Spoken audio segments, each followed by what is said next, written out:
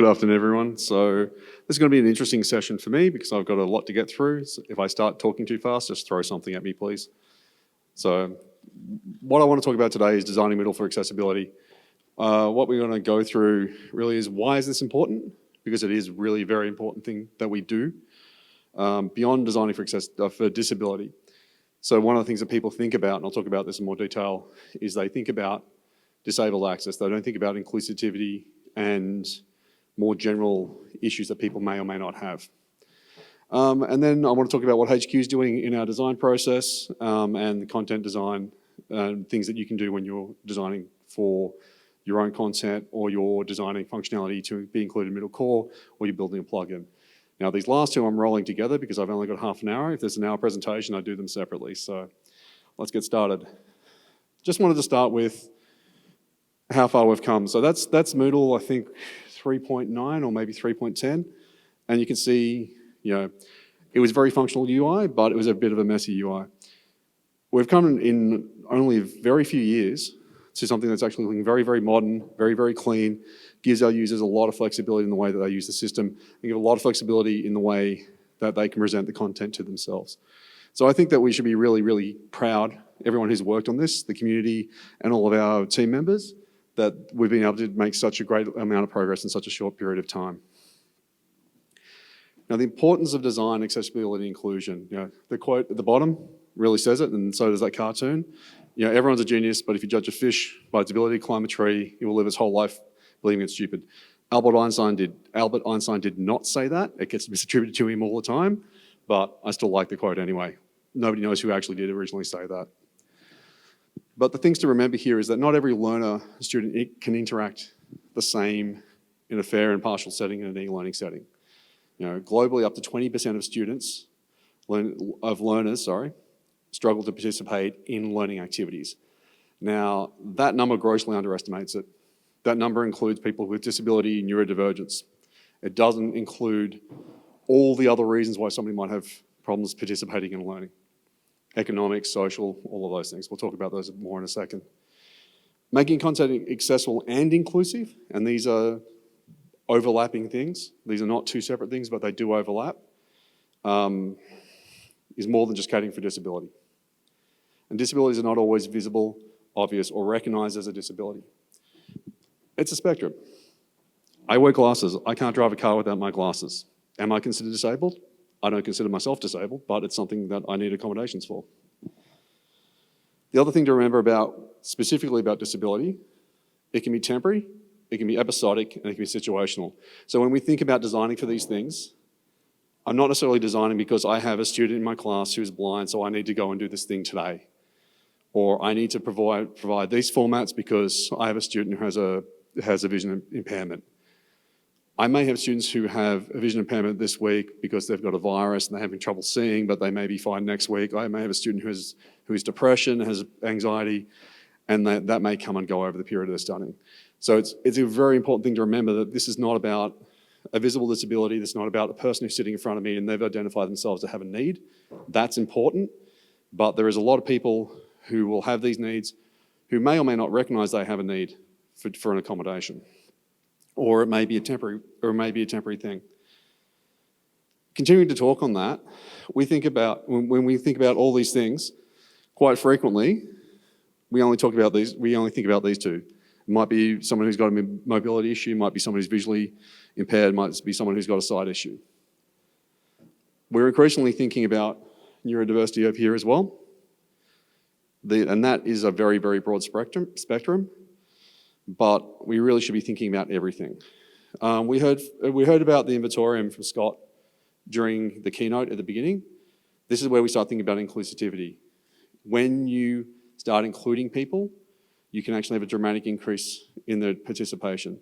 So that was really just by changing the way that they were addressing students, changing the way that they were working with their students. They were including their students in the decision making, including their students in the way that they were teaching. And that really, really changed the experience for those students. I had the pleasure of doing timekeeping for Javier, murdered the surname, apologies, Tejera, presentation on post-digital learning in spaces in rural Peru. If you weren't in that session, I really strongly recommend you watch the recording when it comes out. It absolutely highlights why inclusivity is important. Because we think very commonly, as I said, in these terms, there might be a learner who has limited access, and we very think, no, I have a very culturally biased viewpoint, and it's very hard for me to think outside of that. So seeing stories like was presented there really makes you think about, okay, what can I do to help my students? You know, this is a whole context that I don't understand. And it's important for HQ and all our designers and all our contributors to actually understand these use cases. Because it's really easy to think about, hey, I want to build this cool, funky thing that's going to use all this technology and all these things. How widely applicable is that going to be? So I hope that kind of makes sense. There's a lot here to kind of get through. But we really should be thinking about all of these things. Non-native learners. So non-English speaking learners would be in my context. I went to the Italian MoodleMoot. I was the only person there who didn't speak Italian. That was a really big experience for me. But it gave me a really good insight into how hard it can be for someone coming into a classroom who is not, when that's not their native language. I really enjoyed that experience, to be honest, but not if I was trying to study a PhD. Accessibility is also a balancing act. So this is the other thing to remember. When you're looking at accessibility, it's always a balancing act. You know, we've got one of our competitors right now saying, hey, we're AAA compliant. The WCAG standard says it's not good policy to try to be AAA compliant because everything is a compromise. When you look at being AAA compliant in one format, that may not be AAA compliant otherwise. So if you read the quotes there, the second one, you know, it's not recommended that a level A AAA conformance be required as a general policy for an entire site because it's not possible to satisfy the AAA success criteria for some content. Now that's again important when we look at techniques of how we can actually be more accessible and more inclusive further down the track, because it says some content. So what does that mean? It probably means that we want to provide alternate formats and alternate ways for people to access that content. Why should we be inclusive? Or, you know, how to convince your boss, you know, you're burning all their money. We got to recognize that this actually takes time, this takes effort, this takes money to do. The benefits are actually really not well recognized. If you're a public institution and you get funding based on the number of enrollments, if you're a private institution and you're paying, your students' fees are paying you, if you're an NGO and your targets are to make the world better and this is how many students we want to work. By being inclusive and by using some of the techniques that I'm talking about here, more students will be able to study in the first place.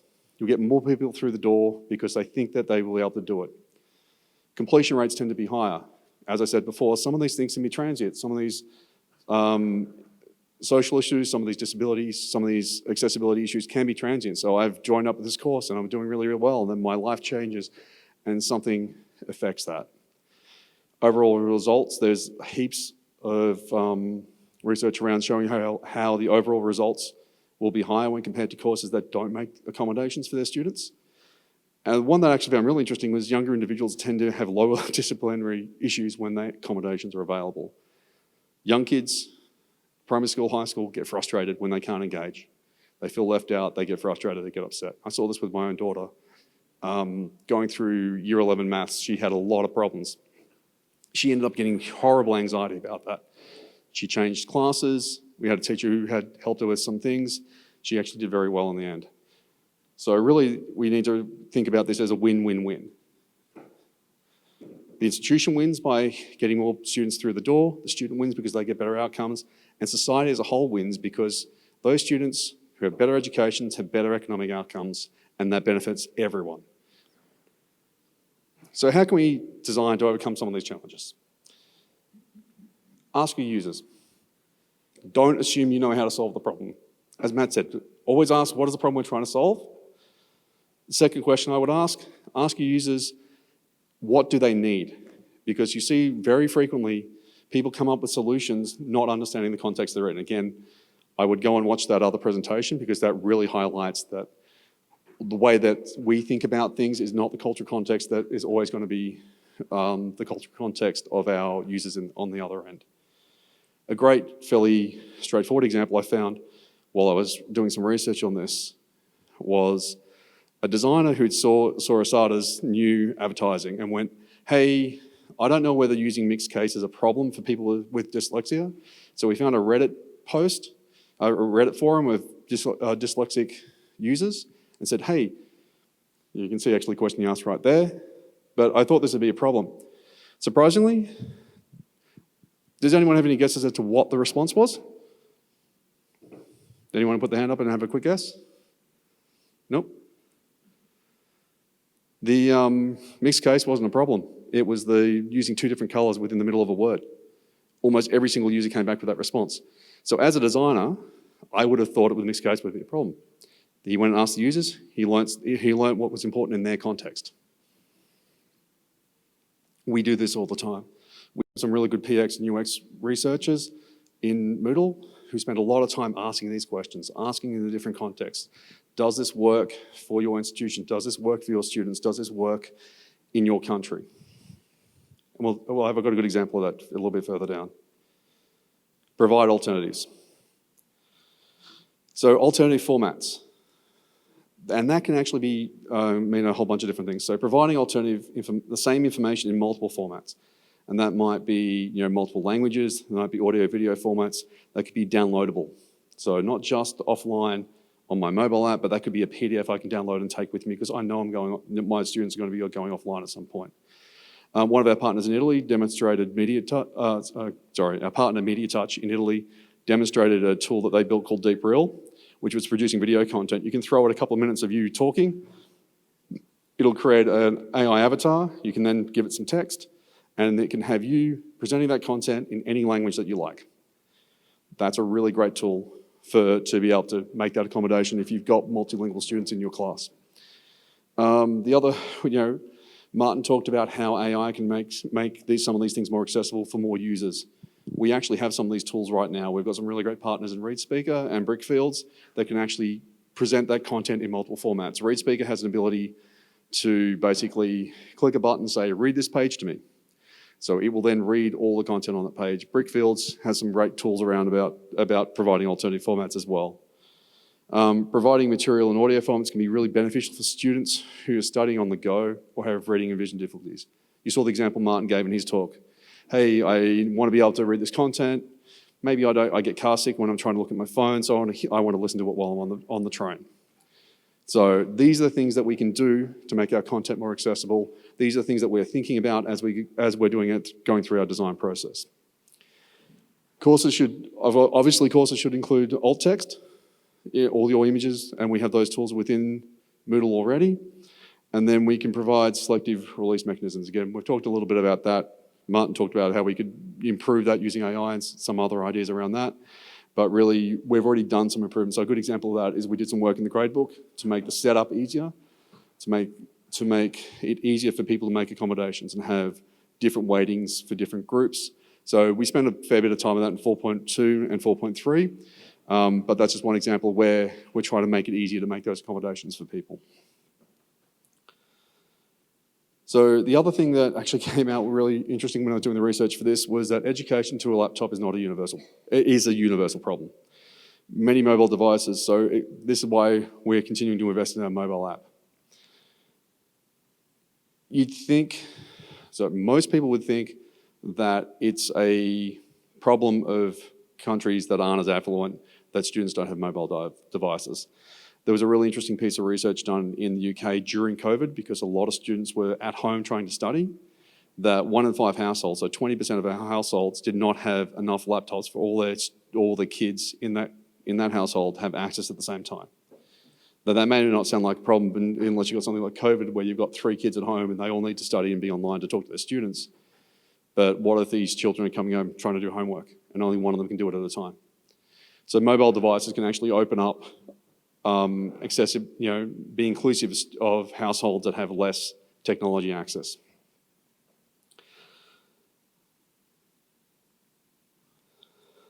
Reduce distractions, constrain content. So again, this is one thing we did. It was pretty controversial when we did it in 4.0, but we reduced the width of the screen content. We actually constrained it to a maximum width. So here's a great example. I hacked the CSS of our school's demo site. Excuse me, my school's demo site. And you can see how wide this is. If we allow this to go full screen, that's actually really difficult to read. The WCAG specification actually says we should keep text content no more than 80 characters wide to be accessible and easily read. Now, if we just take that to what we currently have in Moodle, that's much more readable. So for people, and this is another thing a lot of people don't realize, this benefits everyone. You will read that 30% faster than you will with the wide version. You will retain it easier and has a lower cognitive load for you to process that. Now, when we did the design for the new course layout and the width, we actually go slightly wider than that. We go about 120, 140 characters wide. But again, that's not a problem for accessibility because we also reflow that content as you narrow the screen. So we've given the user choice. If I'm comfortable with that 140 characters wide, then I can leave it exactly as is. If I need it narrower to make it easier for me to concentrate and easier to read, then I can drag in my browser and it reflows the content. So again, think about this when you're designing your content. Whether you want to go full, in some of the activities where you can go full width, do you really want to go full width?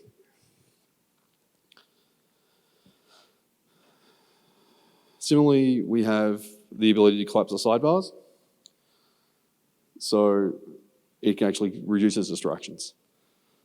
So again, looking at this as a user, I've got the navigation, I've got blocks that are grabbing my attention, and I just want to worry. I really want to concentrate on the stuff in the middle. If I've got a concentration issue, I know myself, I'll go, oh, look, there's this really cool thing I can click on down here because I don't want to be doing the homework that I'm supposed to be doing. I can close them and actually allow me just to concentrate on what I need to do. So these are little design things that we've done that allow you to do that. Again, we have users who say, hey, but I want the blocks to be open just in case the student doesn't miss anything. The student has choice. The students know they don't want to miss things, but they also need to be able to concentrate on the work that they need to do. Similarly, when we start looking at the course page, we've recently done sections and subsections, and as part of that work, we made the decision that if I click on the header of a section, it will take me to a separate page. I'm terrible. I'm probably undiagnosed ADHD. My wife gives me shit about it all the time. We've got stuff at the top there, and I'm supposed to be doing this practical skills, cultural competency in the middle, and maybe I want to see what's up the top there, or maybe I might look at the glossary and blah, blah, and no. I can click on the title, and this is just the content that I need to concentrate on. So this is a really great technique that you can use in your instructional design to just say, this is the piece you need to be working on now, this is all the relevant content, these are the assessments you need to do, and you can just keep that piece in focus. So it gives the students choice. If they're fine with the long scroll, they can use the long scroll. If they want to do this, so we're again providing alternate ways for students to access this content.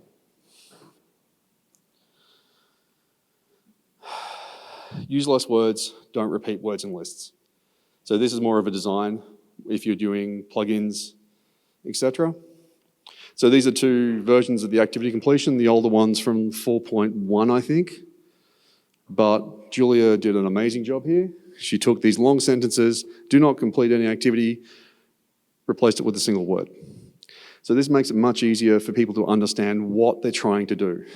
Right now, in the old version of the interface, I need to actually go through and I have to read complete sentences to try to remember to figure out what it does. I then have to remember, I've just read 3 sentences, which one do I actually want? Less words is better.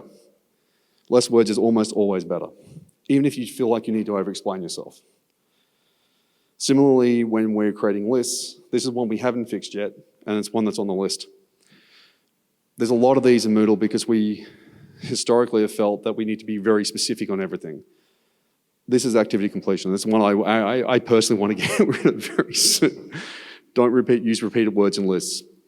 So now I have to read must be marked complete, must not be marked complete, must be complete with, so we've got 4 sentences with the same first word.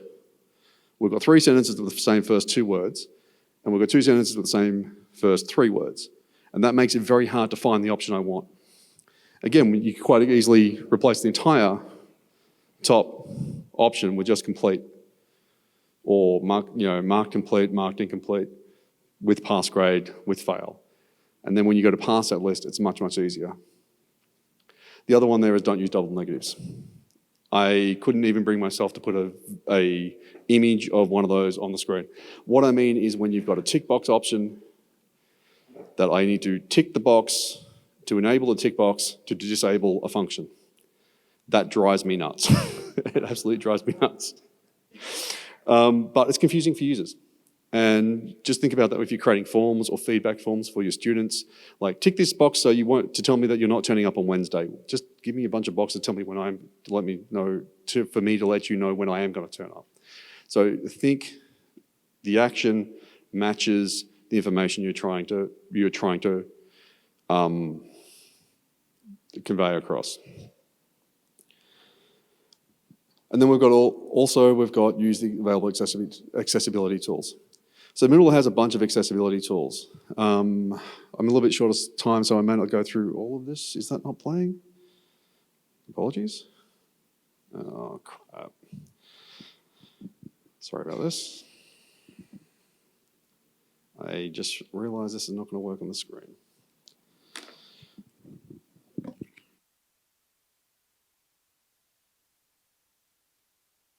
think I just trashed my presentation. Apologies. I've just lost my presentation. So we've got some great accessibility tools within Moodle. The point that I was going to make with that, I had a video which shows us going into the editor. We have those tools available. So you can use our accessibility checker that allows you to check whether you actually have accessibility issues. So things like you've forgotten to put an alt text in. Tables. Tables are a classic one. People forget to mark the header. If you don't mark the header in a table, then the screen reader for a visually impaired student will not know that that is a header and will not treat it slightly differently. So that's one of the tools that we have. If you look at the maths equation editor, MathJax, that again has a bunch of accessibility options in it. So if you right click on the maths equation after you create it and you go into it, you can tell it to use a verbose description, use a brief description. You can tell it what language to use, which will then, and that's one actually is very important to remember because your commas and decimal point separators are different in different languages. So these are the tools that we have out of the box. Remember that they're there when you're editing your content, try to use them. We actually want to do some more work around improving those accessibility tools, making them easier to use. That's something that's very passionate to me, and I'd really like to actually make the whole system more accessible from that point of view. So apologies, I lost the rest of my presentation, but that's pretty much everything that I wanted to say. I do want to say that we do have a very accessible system. We have a lot of very passionate people at Moodle who spend a lot of time in making sure it is, and we spend a lot of time as part of our design process. So we have a couple of, as Matt talked about in the AI, we have some non-negotiables. Those are like things like the legislation, but within a design process, accessibility is a non-negotiable. We have not released functionality because it wasn't accessible before. And that's going to continue to be something because we really want to be inclusive and accessible to as many students across this world as possible. So that's the end of my talk. Thank you very much for listening. I hope you found some of that useful. And does anyone have any questions?